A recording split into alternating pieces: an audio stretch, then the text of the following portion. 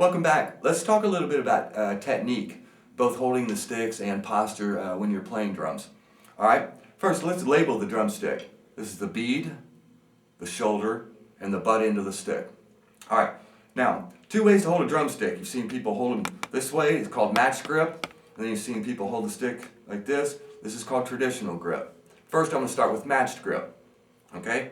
Now, like a baseball bat, I like to keep my hand all the way, at the bottom of the stick, near the butt end. I don't leave any of the butt end protruding. All right. Next, I like to notch my index finger right there on the first joint, and then I put my thumb exactly on the side of the stick, and you can see I've left a little opening there. All right. The reason being is, like a tap dancer, the faster a drummer plays, okay, when we're playing 32nd notes, 16th note triplets, we start to vibrate these fingers underneath. All right, so you want to keep those fingers close and vibrate it, and we need to have that opening. All right. Otherwise, when you see an index finger, what happens is people drop that index finger too low, and now their fingers are notched up against the butt end of the stick, and there's no way to vibrate it. So I like to keep an opening there at all times. Okay, matched grip. All right. Now, in matched grip, there are three different variables. This is called German grip. All right, German grip, you can see the top of my hands, both hands. The proper grip creates an upside down V. You can see it here, just like that, V. All right.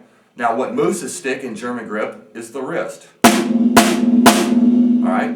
What moves the stick in American grip, if we move our thumb just a little bit to the side, is the wrist as well. And then there's also called French grip, where the thumbs are on top. And what moves the stick in French grip is the thumbs. Okay? So German grip, we have an upside down V. American grip, move the thumbs a little bit toward the top. And then finally French grip, where the thumbs are on top. Moves the stick in German grip is the wrist, and in French grip, the thumb.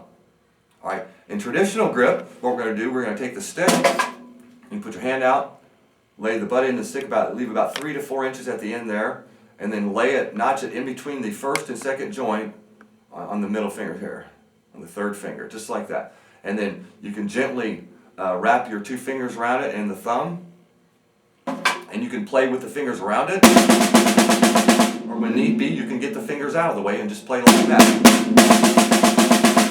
All right, when I'm playing single strokes, I like to use this index finger, leave it pretty close.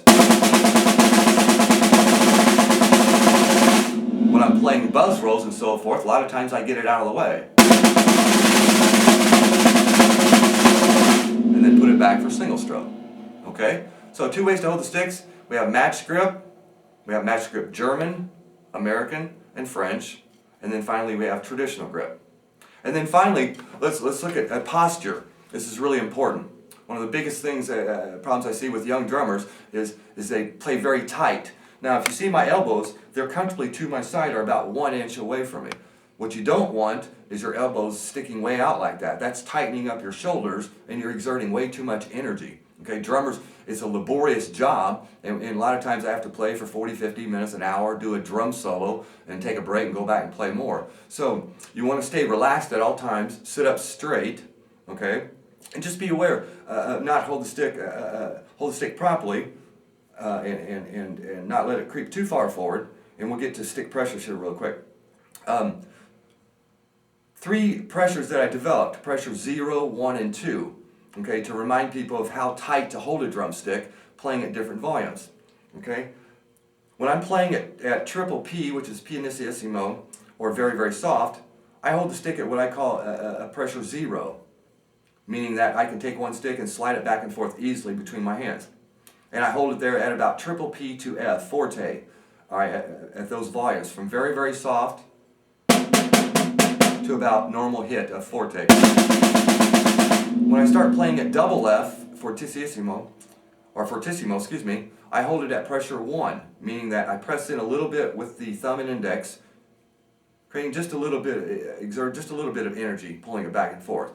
And then when I'm playing at triple F, fortissimo, or very, very loud, when I'm playing up on a china cymbal or my hands are getting sweaty, I hold it at pressure 2, all right, which means I'm holding it so tight that I can't pull it at all.